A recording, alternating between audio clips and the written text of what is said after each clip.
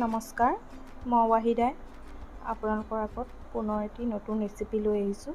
কাচকলৰ পকৰা অতি সহজ উপায়েৰে আমি কেনেকৈ কাচকলৰ পকৰা বনাব পাৰোঁ আপোনালোকক আজি দেখুৱাম। আহকচোন কেনেকৈ ৰেচিপিটো বনাইছোঁ। দুটা কাচকল বইল কৰি লোৱা হৈছে। এনেকৈ কাচকলখিনি চামুচে ভাঙি লৈছোঁ। আপোনালোকে হাতেৰেও ভাঙি ল'ব পাৰে। পিঁয়াজ কাটি লৈছোঁ সৰু সৰুকৈ। মান ধনিয়া দিছোঁ, আপোনালোকে ধনিয়া পাতো দিব পাৰে, মোৰ ওচৰত নাই যিহেতু। হালধি গুড়ি, জলকীয়া গুড়ি অকণমান, নিমখ আৰু ইয়াত দি দিম।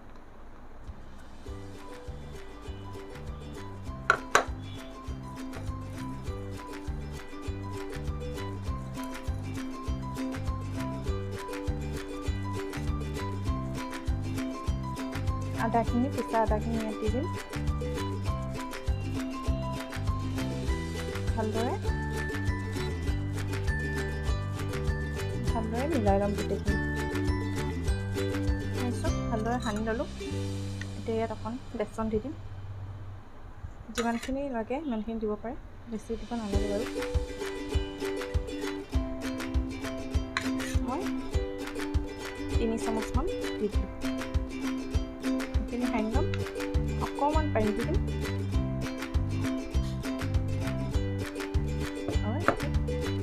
গেছত কেৰাহীখন পাতি লৈছোঁ, তাত অকণমান ৰিফাইন তেল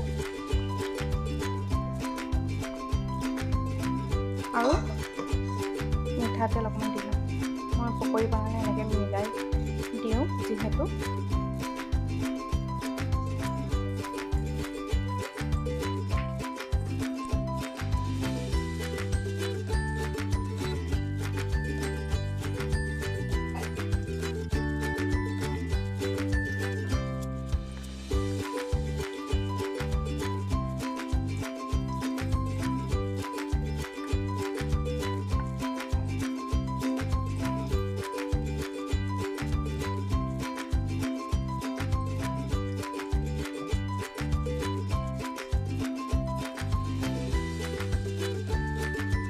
সৰু সৰুকৈ এনেকৈ পকৰিটো তেলত দি লৈছোঁ।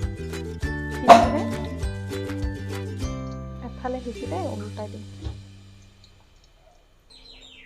এয়া ইমান ধুনীয়াকৈ ৰঙাকৈ ফ্ৰাই কৰি ল'লোঁ।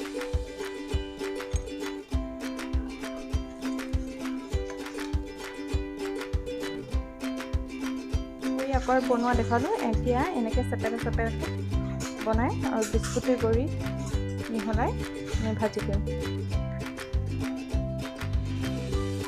আৰু এইভাগে আপোনালোকক ফ্ৰাই কৰি দেখুৱাম। দেখিবলৈ ইমান ধুনীয়া হয়। এই চব ইমান ধুনীয়াকৈ ফ্ৰাই হৈছে। ভিডিঅ'টি কেনে হৈছে আপোনালোকে কমেণ্টত জনাব, লাইক কৰিব আৰু ছাবস্ক্ৰাইব কৰি দিব মোৰ চেনেলটো।